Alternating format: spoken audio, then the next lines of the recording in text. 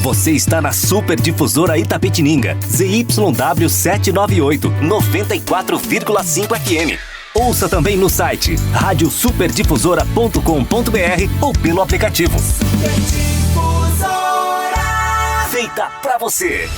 Está no ar pela Super Difusora, Jornal do Meio-Dia. Jornal do Meio-Dia. Mais de 50 anos de credibilidade na notícia. Tudo o que acontece na cidade. Na região. No Brasil e no mundo. Jornal do Meio-Dia. E ainda, as notícias do esporte você ouve aqui na Super Difusora. Jornal do Meio-Dia. A notícia em primeira mão para Itapetininga e região. Super Difusora.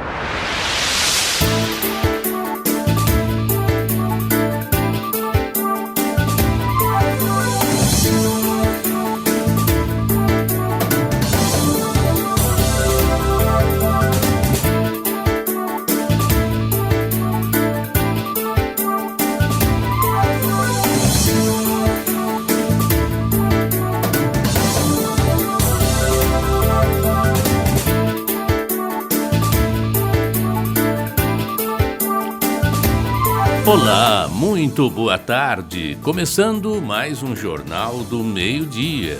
Hoje é sábado, sabadabadaço, dia 25 de outubro. Hoje é comemorado o Dia Internacional das Artistas, Dia da Democracia, Dia do Dentista Brasileiro e também Dia do Sapateiro.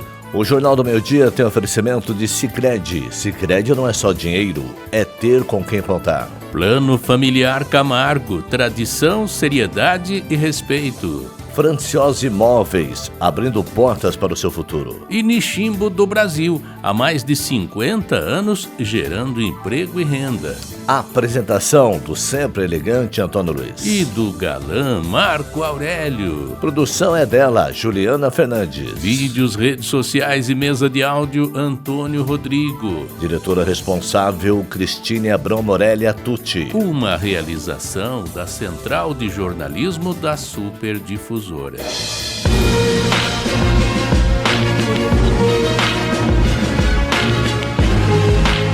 E a partir de agora você vai conferir. Festa da Pai movimenta a Praça dos Amores com solidariedade, música, gastronomia até amanhã em Itapetininga. SESI Itapetininga apresenta hoje e amanhã releitura moderna e bem-humorada de Chapeuzinho Vermelho. Feira de Economia Criativa e Solidária traz neste domingo o projeto Maleta de Histórias, Mitos e Lendas do Mundo. Optometrista é morto dentro da própria clínica em Itapetininga. O crime ganhou repercussão nacional e reacendeu o debate sobre os conflitos da categoria com oftalmologistas. E você vai saber também, INEP libera cartão de confirmação do Enem 2025 com informações sobre local e horário das provas. Jornal do Meio-Dia. Super Difusora. Tempo e temperatura. Muito bem, meio-dia e 3 minutos, 12 horas e 3 minutos para você. Ela está chegando nesse super sábado com tempo e temperatura. Juliana Fernandes, boa tarde. Boa tarde, Marco. Boa tarde, Antônio. E boa tarde a você, ouvinte. Hoje é sábado, fim de semana chegou e, claro, a pergunta que não quer calar: será que o tempo vai colaborar para curtir os eventos, as atrações da cidade? Então vamos conferir. O sábado começou com sol forte desde as primeiras horas da manhã e o tempo segue firme aqui em Itapetininga. Agora, no período da tarde, a previsão é de sol com aumento de nuvens, mas sem chuva. Ou seja, tempo ideal para aproveitar o primeiro Pai Fest, o Festival do Torresmo, que acontece hoje. Começou agora há pouquinho, ao meio-dia, e vai até às 11 da noite, também amanhã domingo, das 10 da manhã até às 11 da noite, na Praça dos Amores. A temperatura mínima hoje foi de 14 graus, registrada no comecinho da manhã, e a máxima deve chegar aos 31 graus no período da tarde. A umidade relativa do ar deve cair para cerca de 36%, o que exige atenção. Tempo seco significa reforce a hidratação, evite atividades físicas sob sol forte e use protetor solar. Para amanhã, domingo, a previsão é muito parecida com hoje. O sol aparece desde cedo, aumento de nuvens à tarde e também sem previsão de chuva. À noite, o céu deve ter um pouco mais de nebulosidade que hoje, mas nada que atrapalhe os eventos pela cidade. Mínima prevista de 18 e a máxima amanhã deve chegar aos 32 graus, com umidade mínima em torno de 31%. E além do Festival do Torresmo, fim de semana também tem a Feira de Artesanato da Fecris Primavera, que acontece amanhã, domingo, na Lagoa da Chapadinha, desde as 10 da manhã até as 6 da tarde. Vale lembrar que vários outros eventos culturais estão programados em Itapetininga e a gente vai trazer todos os detalhes em instantes aqui no Jornal do Meio-Dia. Portanto, fim de semana de muito sol, calor e tempo firme. Aproveite para curtir os eventos, mas não se esqueça de se proteger do sol e manter sempre por perto aquela garrafinha de água. Uma ótima tarde para você, um ótimo fim de semana e eu volto na segunda com mais informações sobre o tempo. Tá certo, Juliana Fernandes, um bom final de semana para você também. Jornal do Meio-Dia desse super sabadabadaço. Olha a hora certa, hora 12:06. Jornal do Meio-Dia. Super Difusora. A Cidade em Revista.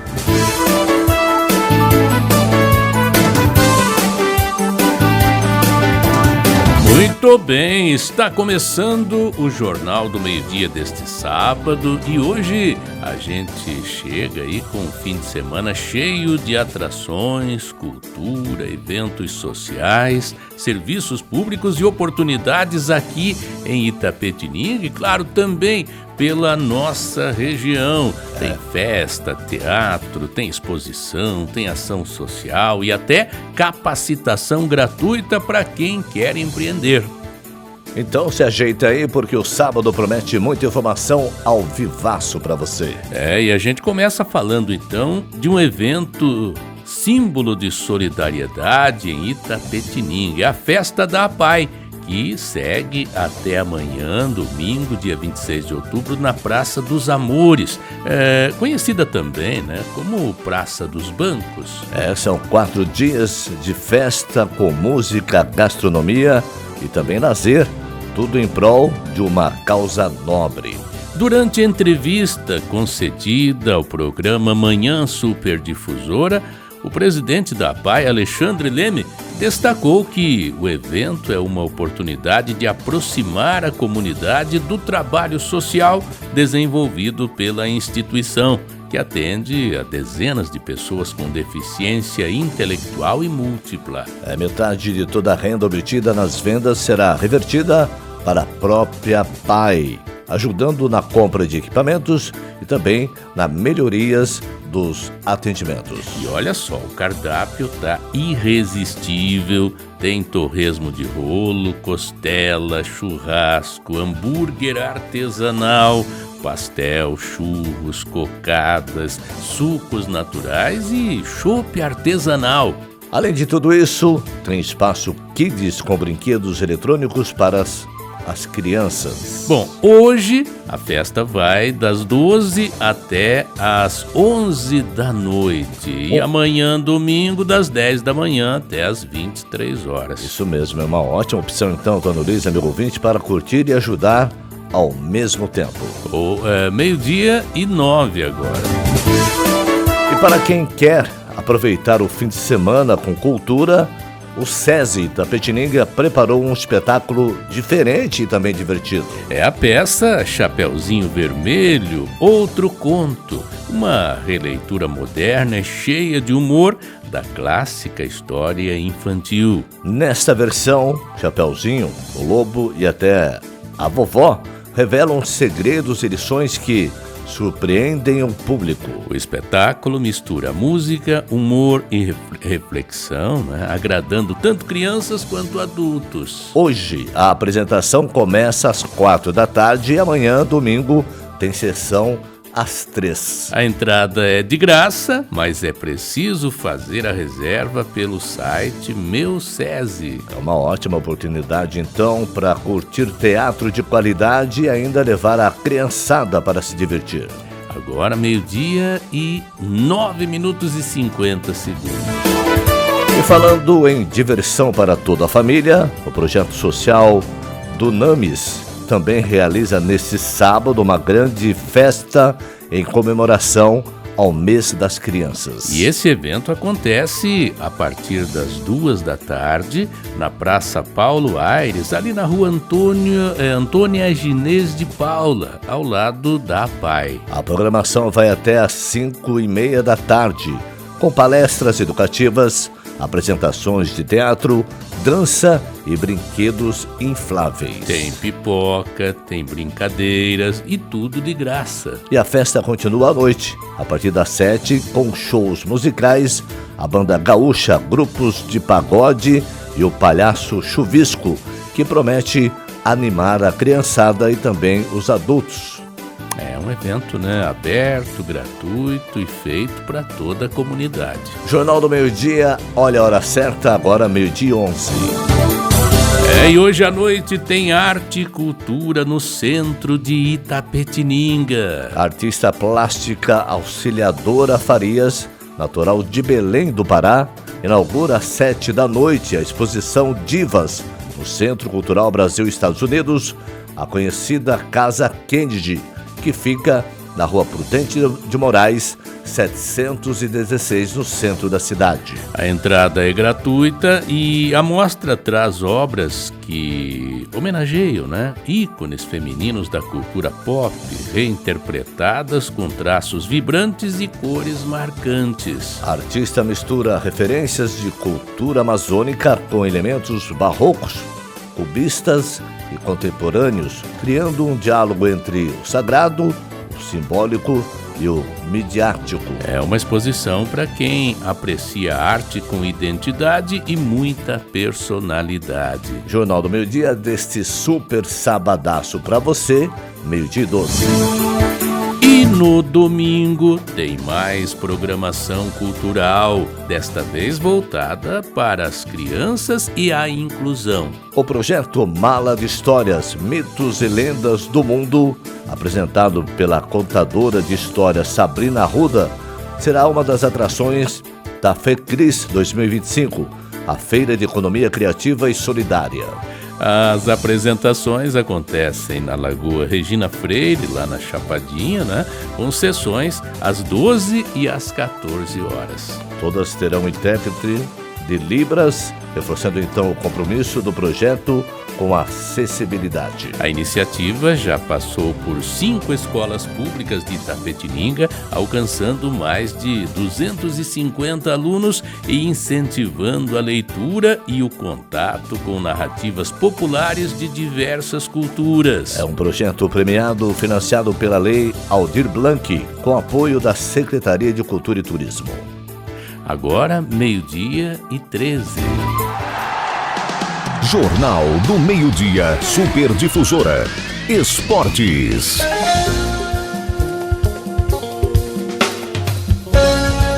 Muito bem, 12:13. Agora o assunto aqui no Jornal do Meio-Dia é da área esportiva. E olha, puxa vida, hein? Na sexta-feira, na sexta ou na quinta? Foi na quinta-feira, que o Palmeiras tomou uma surra, nós falamos ontem. Mas vamos seguir com a vida, Marco Aurélio? A vida continua e o bolso deles não param de ter dólares e mais dólares, né, Antônio? Quando ganha, eles ganham, quando perde, nós todos sofremos, Muito bem, estamos de volta então com informações do esporte para você. A gente começa destacando o desempenho dos atletas de Itapetininga que estão representando o município em uma das maiores competições do estado voltadas à terceira idade, não é isso? E a delegação de Itapetininga, é isso mesmo, já está em São João da Boa Vista, participando da fase final estadual dos Jogos da Melhor Idade, o JOME 2025, que acontece entre os dias 23 e 28 de outubro. O município está sendo representado por 19 atletas e 3 técnicos. em 4 modalidades. São eles: atletismo, coreografia, dança de salão e também natação. Segundo o coordenador da modalidade, e eventos esportivos da Secretaria de Esporte, Lazer e Juventude e também chefe da delegação, o professor Juninho, o grupo chega bem preparado e confiante. Isso é bacana, hein? Já na categoria B, a equipe comandada pela técnica Vivian Monte conta com os atletas Ana Maria Damian, Maria do Nascimento Pereira Gomes, Marli Silva Araújo, Núncia Honesta Mastro Mauro e Renato Barbosa de Menezes, além de Sara de Oliveira Miranda, Selma Cristina Barbosa Leite e Sueli Saraiva da Silva Leite. Na dança de salão também sob comando da Vivian Monte, o casal Maurício Rodrigues Salvador e Sônia Barbosa Teixeira Martingo estará representando Itapetininga nas categorias forró e samba. O atletismo é orientado pelo técnico Fábio Monte, com Benedito Severino disputando aí os 500 metros rasos masculino, categoria F. E Noêmia Rodrigues Severino competindo nos 800 metros rasos femininos, categoria D. Na natação, sob orientação do técnico Márcio Bittencourt, a Itapetininga será representada por Gislaine Celine Borderot, Haruko Roma Sonoda, Maria Bernadette de Araújo Burani e Eusímio Luiz da Silva, que participam das provas de nado livre e nado costas em diferentes categorias. Já a delegação segue motivada e promete representar bem o município na busca por medalhas na reta final dos Jogos da Melhor Idade. Bom, e ainda falando em competição, tem decisão em Itapetininga neste fim de semana. O Campeonato Municipal Varziano 2025 chega à fase semifinal e promete grandes duelos no campo da Vila Palmeira. As partidas acontecem neste domingo, dia 26 de outubro, no campo da Vila Palmeira e vão definir os finalistas da primeira e segunda divisões. Na primeira divisão, os jogos começam cedo, às 8h30 da manhã. Tem o confronto entre Sema versus Vila Prado. Logo depois, às 10h30, é a vez de Nova Baixada e União CHP, que duelam, aí um duelo de equilíbrio e muita disputa, por vaga na grande final. E na segunda divisão, os jogos começam no período da tarde. 1h15, 13h15, entram em campo Atenas Futebol Clube e Associação Atlética Itapê. Às 15h15, o confronto entre Juventus Itapê e Palmeirinha fecha então a rodada semifinal. E os jogos contam com cobertura da TV Itapê e a expectativa é de grande público acompanhando de perto as equipes amadoras da cidade que buscam aí o título municipal. Jornal do Meio-Dia deste sábado. Olha a hora certa, agora 12h18. E agora a gente amplia o olhar para o calendário nacional, porque o Campeonato Brasileiro de 2025 entra já na sua 30ª rodada e promete um fim de semana de muita emoção, com clássicos, briga pela liderança e luta contra o rebaixamento. Abrindo a rodada hoje às 16h, o Atlético Mineiro recebe o Ceará na Arena MRV em Belo Horizonte. Os dois times lutam para se afastarem da zona de rebaixamento. O Galo joga em casa e, portanto, é favorito. No mesmo horário, também às 16h, tem Vitória e Corinthians lá no Barradão, em Salvador. O time baiano busca os 3 pontos para tentar sair do Z4, enquanto que o Timão tenta se aproximar do G6. Vale lembrar que o Vitória venceu o Santos na Vila Belmiro, não é isso, Antônio Luiz? Vitória venceu o Santos sim na Vila Belmiro. Bom, agora este jogão de bola, Marcos, que nós falamos aqui, terá transmissão, né, de Ulisses Costa aqui na Superdifusora, na dobradinha com a rede Bandeirantes de rádio. Às 17h30, o Fluminense enfrenta o Internacional no Maracanã, lá no Rio de Janeiro. O tricolor precisa vencer para se manter na briga pela Libertadores, enquanto o Colorado quer se afastar do rebaixamento. E nesse caso, o favoritismo é do time carioca. Em Recife, às 18h30, é vez do Sport receber o Mirassol na Ilha do Retiro. O Leão da Ilha tenta se recuperar diante de sua torcida, né? Enquanto o Leão Caipira busca permanecer no G4. Às 19h30, o Flamengo vai até Fortaleza enfrentar o Leão, né? Lá na Arena Castelão, é isso? É, o popular Lion também. É o Lion, né? Pra mim é o Leão. Isso, Leão da Ilha. Leão da Ilha. Não é o Leão da Ilha? Bom, Mengão quer reassumir a liderança, né? E chega embalado após vencer o Palmeiras. Fechando o sábado às 21h30, tem o meu Peteca. Vai jogar o São Paulo, que peteca pra lá, peteca pra cá, mas não ganha de ninguém. O São Paulo vai enfrentar, sabe quem? Quem? O Bahia do Rogério Ceni. Só que no Morumbis.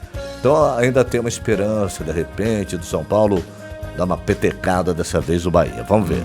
Esse jogo terá transmissão da Superdifusora com a narração de Pedro Martelli. Só acrescentando que os dois tricolores tentam reação para subir na tabela. São Paulo busca vaga no G6 e o Bahia tenta se afastar de vez do risco de rebaixamento.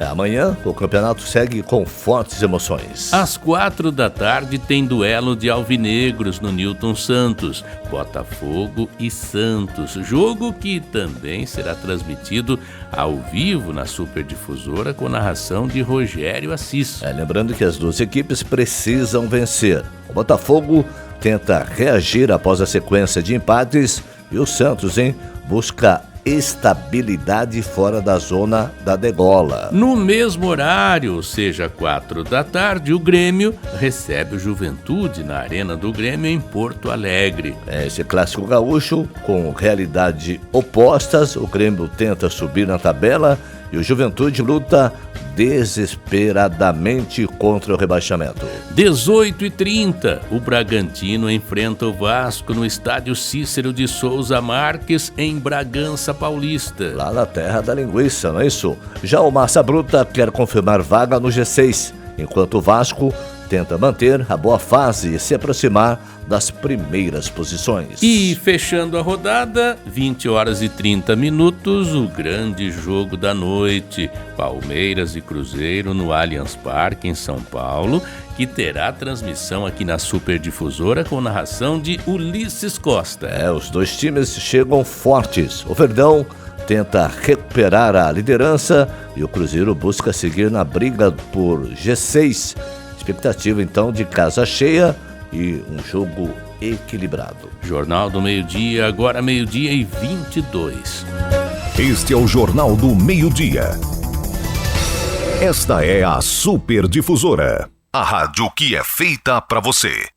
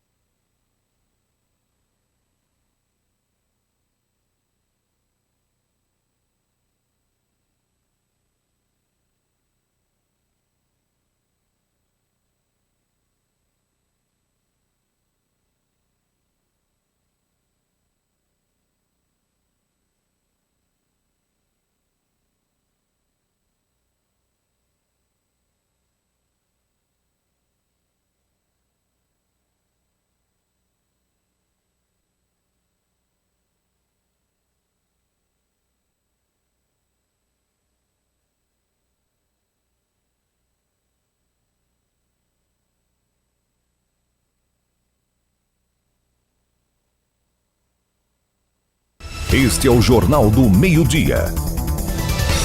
Esta é a Super Difusora. A rádio que é feita para você. Jornal do Meio-Dia. Super Difusora. A Cidade em Revista.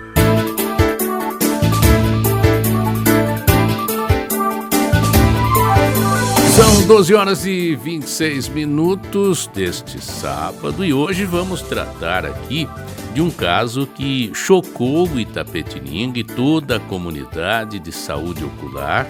É que no começo da semana, na segunda-feira, o optometrista Marcelo Nogueira, dono da clínica, ou de uma clínica aqui na cidade, né, foi morto dentro do próprio consultório.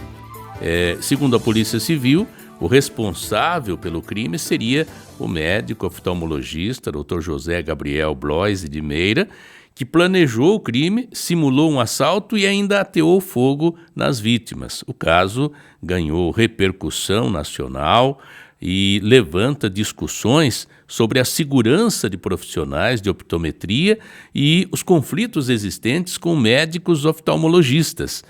Bom, para comentar todos esses desdobramentos legais, também para esclarecer dúvidas e sobre a atuação da categoria, nós vamos hoje receber aqui a participação ao vivo do Dr.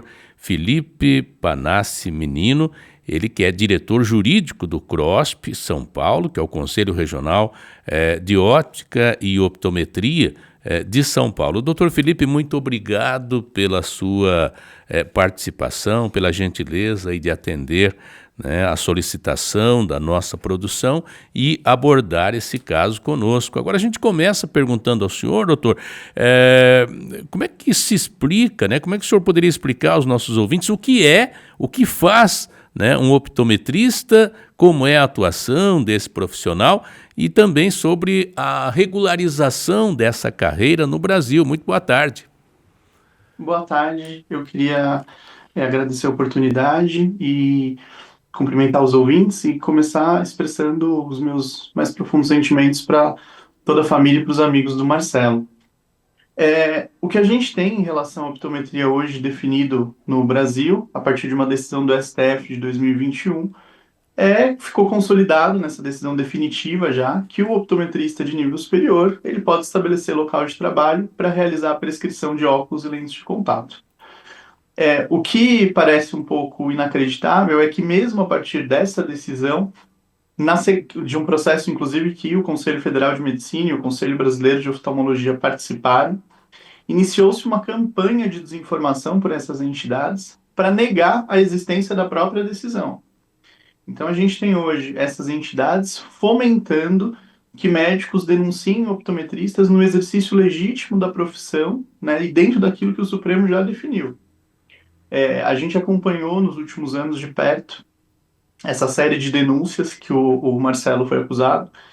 Ele foi absolvido de absolutamente todas, nunca foi comprovado nenhuma irregularidade na atuação dele, ao contrário, ficou reconhecido sempre que a atuação dele foi sempre dentro dos limites éticos e técnicos daquilo que é esperado de um optometrista, que é um profissional da atenção primária da saúde visual, né? Um profissional habilitado para realizar a prescrição de óculos, lentes de contato.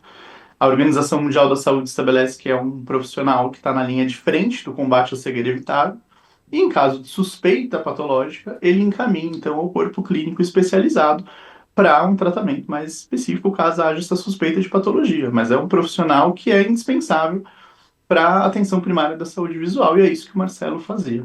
Bom, o senhor mencionou aí também a polícia, né, os delegados, durante a coletiva de imprensa, que o autor do crime, né, o Dr. Gabriel, já teria feito várias denúncias contra o Dr. Marcelo, né, contra a vítima, até porque ele não concordava com a atuação aí do colega, né, do optometrista, que vinha atuando na cidade. Todos foram consideradas, arquivadas essas denúncias, não houve nenhuma punição, né? O que mostra, como o senhor acabou de mencionar, que essa atividade é legal. Agora, doutor Marcelo, o que ocorre é que às vezes óticas da cidade, você vai passando, acabam, doutor Felipe, né, o nome do nosso entrevistado, realizam esse tipo de ação. Isso é considerado dentro da legalidade também?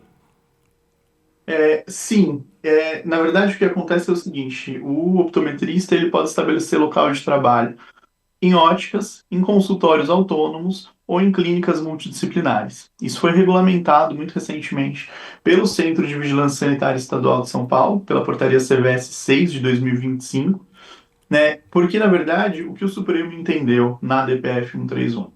Que o optometrista de nível superior não se aplicam proibições que antes eram dirigidas a eles por decretos lá de 1930, da década do Getúlio Uhum. Vargas. Essa entendeu que existia uma violação à Constituição Federal, a proibição de que os optometristas exercessem plenamente a sua atividade. E a formação dos optometristas, né, o diploma que é conferido a eles, é de ótico e optometrista. Então, realmente não faz sentido você permitir, inclusive, a atuação dentro de óticas. Não é o caso do Marcelo. O Marcelo Uhum. atuava numa clínica autônoma.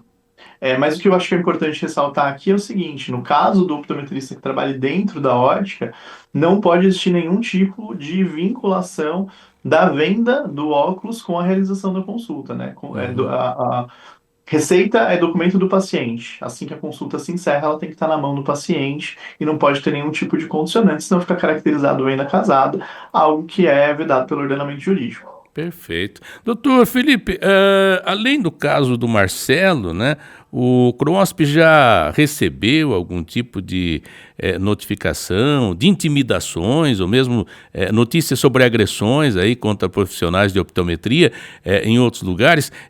Isso ocorre mesmo ou esse aqui é um caso isolado?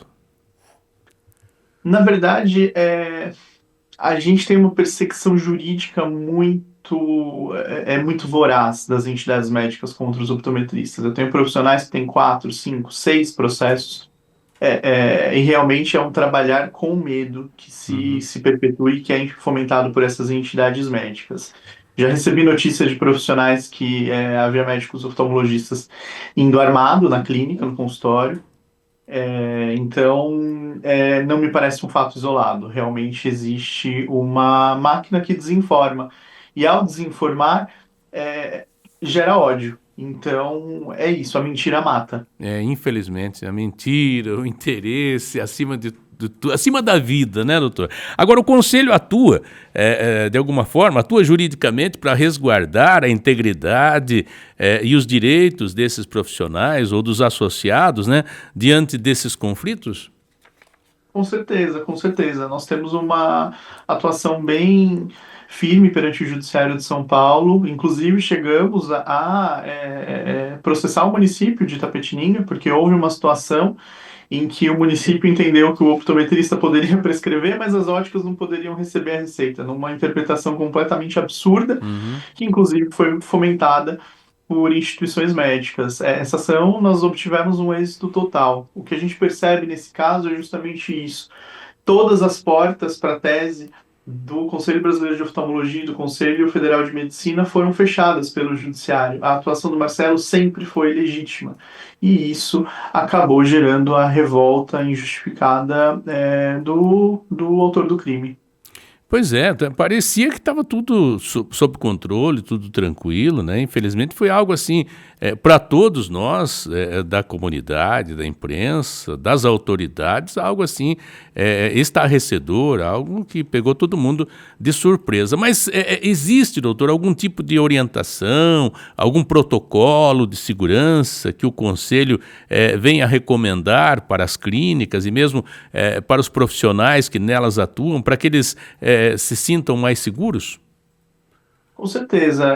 Acho que a recomendação principal para qualquer pessoa que se sinta ameaçada é procurar as autoridades, né, policiais, informar esse justo receio de perseguição e ver o que pode ser feito junto às autoridades em termos de segurança, né? Porque é uma situação difícil. A gente realmente não sabe em que medida esse ódio que está fomentado vai gerar repercussões. Uhum. As pessoas podem entrar em contato com o conselho também, nós prestamos essas informações e auxiliamos no que for possível, e eu estou sempre à disposição de todos os profissionais aqui de São Paulo para atuar em favor da defesa da categoria e da vida. Muito bem. Agora, um fato como esse, um episódio lamentável como esse, pode, de alguma maneira, doutor Felipe, influenciar para que, de repente, o Conselho possa se movimentar aí no sentido de promover mudanças na própria legislação, até mesmo na fiscalização, nas regras que envolvem a optometria no estado de São Paulo e até mesmo no Brasil? Eu acho que é a nossa missão, eu acho que é o nosso dever, é o dever que eu me impus no sentido de honrar o legado do Marcelo, né? O Uhum. Marcelo era um profissional extremamente sério, né? Ele atuou junto ao conselho, inclusive em eventos beneficentes. É, Isso que aconteceu não pode ser em vão. É. Então, realmente é um momento de mobilização, né, diante dessa dor, para buscar a regulamentação da categoria e também, junto ao Congresso Nacional, medidas efetivas de combate à desinformação por as entidades médicas. Eu acho que é importante deixar registrado que isso não é algo isolado em relação à oftalmologia e optometria. A gente tem a perseguição de entidades médicas de outros setores contra profissionais de outras áreas da saúde, né? E isso é evidente, isso é de conhecimento geral, né? Profissionais de estética, profissionais biomédicos, fisioterapeutas, a gente tem isso escancarado, quer dizer, quantos mais profissionais da área da saúde não médico vão precisar ter a vida atravessada por uma tragédia e suas famílias para que isso pare, né? As instituições precisam tomar responsabilidade sobre o que elas estão divulgando. Sem E dúvida. esse é o nosso papel agora, colocar isso em debate. Uhum. Doutor Felipe, muito obrigado pela sua participação, pelos seus esclarecimentos aqui no nosso Jornal do Meio-Dia. E para encerrar, que mensagem o senhor poderia deixar, ou em nome do Conselho, né, em relação aos optometristas e à sociedade de uma maneira geral, né, sobre essa lamentável ocorrência aqui, que causa, né, tensões, que, como a gente considerou, o senhor abordou, né, nessa nossa entrevista, em relação aí à classe desse pessoal que trabalha nessa área, né, oftalmologista, optometristas e tudo mais. Queria que o senhor deixasse, então, uma mensagem aqui de solidariedade, o senhor já deixou, mas de otimismo num momento tão difícil como esse que nós passamos. Queria agradecer o espaço e realmente a oportunidade de colocar essas questões que são tão difíceis e nesse momento tão delicadas. E eu queria deixar uma mensagem de esperança, Uhum. né? A atenção primária da saúde visual, a saúde visual da população, ela precisa ser o foco de trabalho das entidades médicas. A saúde da população precisa ser o foco da atuação das entidades médicas e não o ódio, a desinformação, né? É isso. Eu espero em um futuro breve ver que profissionais optometristas e oftalmologistas possam trabalhar em conjunto pela saúde visual da população. É isso, mas antes a gente tem que lutar por justiça. E o Conselho vai assumir esse papel junto dos profissionais filiados à nossa entidade. Tá certo. Muito obrigado, então, doutor Felipe. Um abraço ao senhor, um excelente final de semana e que a gente consiga ver aí sendo praticada, né, essa ação de amor, de solidariedade, de respeito, né, entre as categorias. Um abraço, doutor. Um abraço, obrigado. Agora 12:39. Este é o Jornal do Meio-Dia. Esta é a Super Difusora. A rádio que é feita para você.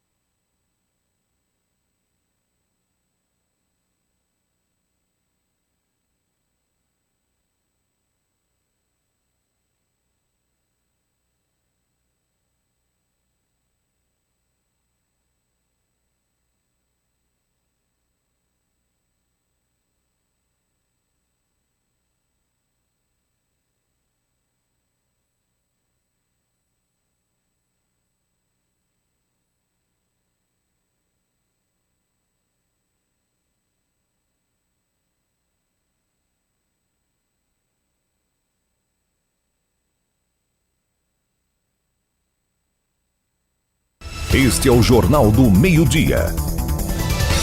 Esta é a Super Difusora, a rádio que é feita para você. Jornal do Meio-Dia, Super Difusora, o Brasil e o mundo. Voltando com o nosso Jornal do Meio-Dia, edição de sábado. E a partir de agora vamos às informações direto de Brasília com os principais destaques da política e da economia nacional. A semana foi marcada por movimentações importantes no Congresso, cortes de despesas, debates sobre isenções tributárias e votações que impactam diretamente a vida do cidadão. O presidente da Câmara dos Deputados, Hugo Mota, do Republicanos da Paraíba, confirmou nesta quinta-feira que a casa deve avançar já na próxima semana nas medidas de corte de despesas públicas. Mas, segundo ele, o projeto do governo que revê as isenções tributárias e que deve gerar forte debate entre os parlamentares vai ficar para depois. Vamos saber mais então agora com o repórter Yuri Hudson. A Câmara dos Deputados deve votar na próxima semana o projeto do governo que prevê corte de gastos públicos para compensar a perda de arrecadação após a derrubada da medida provisória que aumentava o IOF. O anúncio foi feito pelo presidente da Casa, Hugo Mota, do Republicanos da Paraíba, após a reunião de líderes partidários. Segundo Mota, o objetivo é dar uma resposta rápida à crise fiscal, mas a proposta de redução de isenções tributárias, que também faz parte do pacote, deve ficar para um segundo momento. O governo está perseguindo que vai usar essa questão para repor o que foi perdido lá na MP 303. O governo deve apresentar da semana que vem a sua saída. Queremos também avançar nessa pauta do corte e alinear as isenções tributárias. O texto é discutido entre os Ministérios da Fazenda e do Planejamento e faz parte do pacote que inclui ajuste nas despesas, revisão de benefícios e novas taxações sobre apostas e fintechs. O líder do governo na Câmara, deputado José Guimarães, afirmou que o texto base para o controle de gastos já está pronto e que o Executivo mantém o diálogo com o Congresso para garantir apoio à aprovação, algo que não houve com a MP. Mas o texto está pronto, então nós vamos tentar votar terça ou quarta-feira. Evidentemente que isso depende das negociações que nós estamos fazendo, eu e a ministra Gleice. Então, essa matéria deverá ir terça ou quarta-feira. Enquanto o governo articula a votação no Congresso, o presidente do Banco Central, Gabriel Galípolo, em viagem à Indonésia, afirmou que a inflação caminha para a meta, apesar de estar ainda acima do ideal, indicando para uma manutenção da taxa de juros como agora, lá em cima em 15%. Nós estamos bastante incomodados no Banco Central pelo fato que ela ainda não está na meta, mas percebam que após esse processo de desvalorização cambial que aconteceu no final do ano, a inflação teve um repique, mas que gradativamente já vem caindo. Então, além do debate fiscal, a Câmara também deve pautar para a próxima semana projetos de apelo popular, como o que torna crime hediondo a adulteração de bebidas e alimentos com metanol e o PL que proíbe a cobrança por bagagem de mão em voos. Agência Rádio Web de Brasília, Yuri Hudson. Aí, muito obrigado então, Yuri Hudson. E ainda falando sobre economia, a Comissão de Assuntos Econômicos do Senado ouviu nesta semana representantes do setor produtivo sobre a isenção do imposto de renda. Durante a audiência, o senador Renan Calheiros cobrou do governo mais transparência nos dados sobre o impacto fiscal da proposta. Mais informações chegam agora com a repórter Marcela Cunha. A principal divergência do quarto debate sobre a reforma do imposto de renda foi sobre o imposto mínimo sobre a renda das pessoas físicas e a tributação de lucros e dividendos. Enquanto o Ministério da Fazenda defende a medida como forma de reduzir a regressividade do sistema, senadores cobraram garantias de que a proposta não vai gerar desequilíbrio fiscal. Os especialistas ressaltaram que a proposta de imposto mínimo não visa punir o empreendedor, mas sim reduzir a diferença de carga tributária entre empresas que investem e empregam e aquelas que lucram muito e pagam pouco imposto. O custo da desoneração para quem ganha até R$ 7.300 mensais será em grande parte custeado pela elevação redução da alíquota paga pelos 0,2% mais ricos da população. Para a subsecretária de Política Fiscal do Ministério da Fazenda, Débora Freire, a criação do imposto mínimo é essencial para tornar o sistema mais justo. Quem está no 0,01% mais rico, que tem uma renda média de 5,2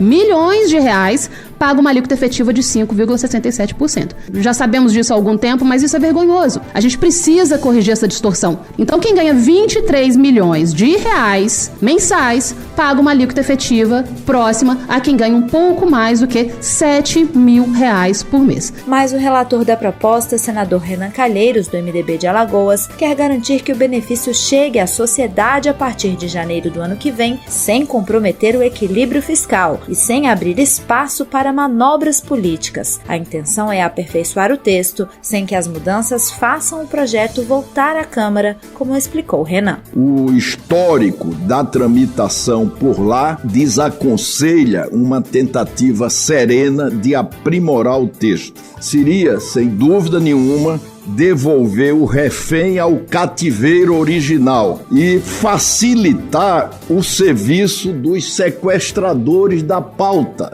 que só queriam votar o projeto quando votasse a PEC da blindagem e a urgência para a votação do projeto de anistia. Renan Calheiros encerrou a última audiência pública afirmando que agora vai se dedicar à formatação do relatório, que poderá ser votado já na próxima semana, quando as votações serão semipresenciais. O senador também cobrou do Ministério da Fazenda a apresentação dos números atualizados sobre o impacto da proposta. Segundo ele, as mudanças feitas pela Câmara podem gerar um custo adicional de até 30 bilhões de reais, e o Senado precisa desses dados para avaliar com precisão os efeitos da reforma. Da Rádio Senado, Marcela Cunha.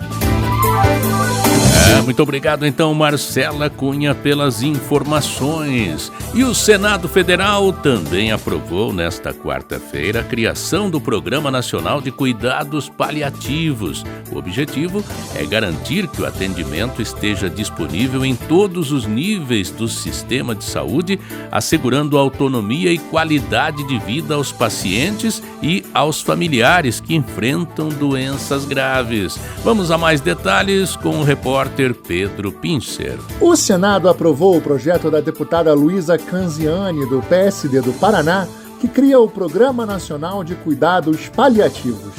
Trata-se de uma abordagem de assistência para pessoas com doenças graves e progressivas, focada em aliviar o sofrimento e melhorar a qualidade de vida do paciente, de familiares e cuidadores.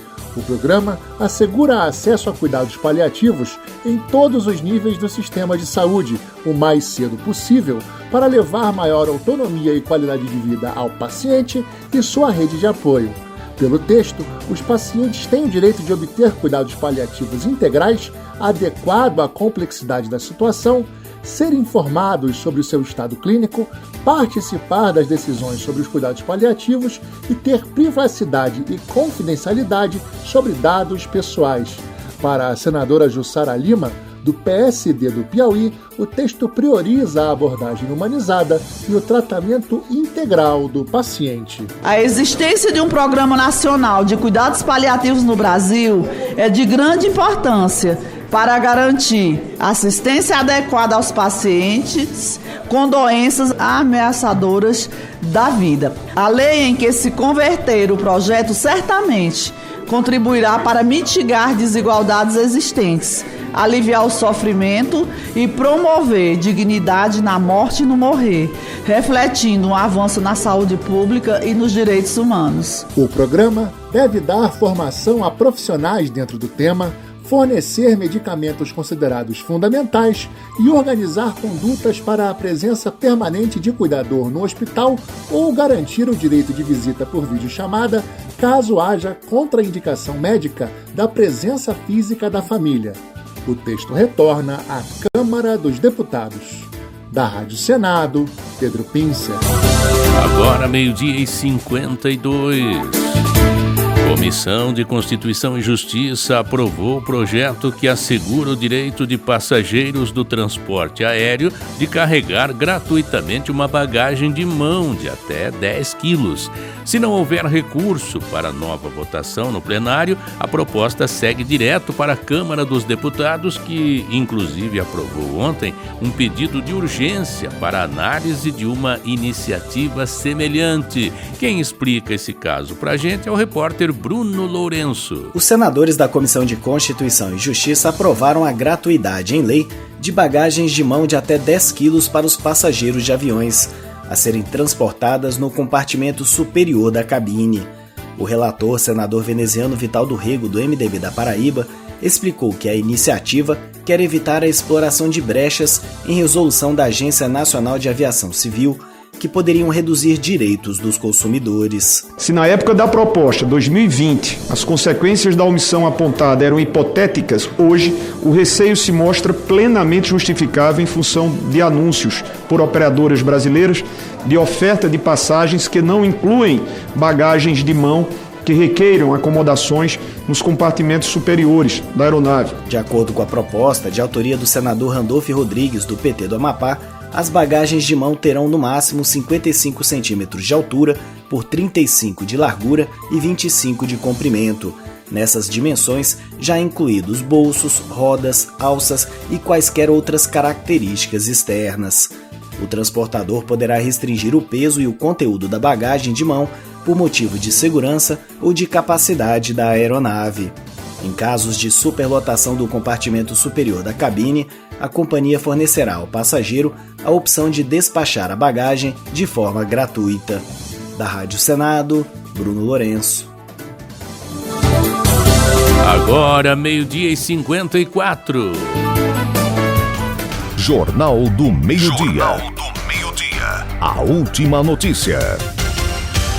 O Instituto Nacional de Estudos e Pesquisas Educacionais Anísio Teixeira, o INEP, disponibilizou nesta quinta-feira o cartão de confirmação de inscrição do Exame Nacional do Ensino Médio, o Enem 2025. Nele é possível consultar informações como local de prova, número de inscrição e hora das provas. Para acessar o cartão e saber o local onde fará a prova, o estudante deve acessar a página do participante no site do INEP. No cartão de confirmação é possível também registrar que o inscrito terá direito a atendimento especializado ou tratamento pelo nome social, se for o caso. As provas serão aplicadas em 9 e 16 de novembro em todo o país. E com essa notícia, ponto final na edição de hoje do Jornal do Meio-Dia, que tem oferecimento de Plano Familiar Camargo, tradição, seriedade e respeito. Também de Franciosa Imóveis, abrindo portas para o seu futuro. De Sicredi. Sicredi não é só dinheiro, é ter com quem contar. De Chimbo do Brasil há mais de 50 anos, gerando emprego e renda. Obrigado pela audiência, boa tarde e até segunda-feira. Um ótimo final de semana para você. Feita